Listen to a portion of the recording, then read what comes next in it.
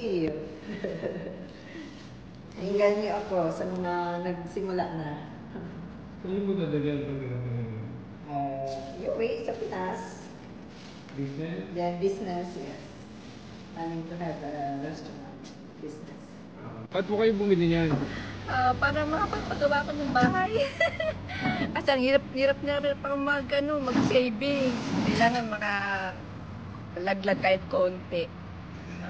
Ano kung sabi niyo sa hindi po bumibili? Bumili na kayo para kahit paano pag uwi natin may ipon tayong pera, may dala tayo. Para sa pamilya, ganon. Magkano po isa niyan? 15.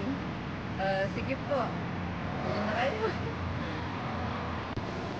Siyempre, unang-una parang contest muna namin. Tapos, para makasave na rin. Para maano namin yung sarili namin na makapag-ipon. Diba? Saan niyo dadalhin niyan? Siguro pag dagdag pa uwi Pinas. Yun.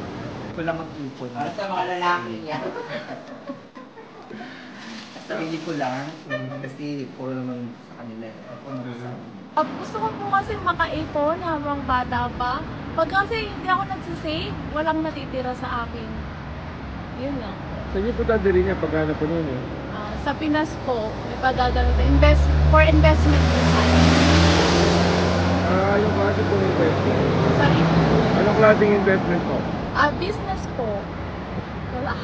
Kasi po, yung mother ko po is nandito. So, after 2 years po, is uuwi na po siya ng Manila.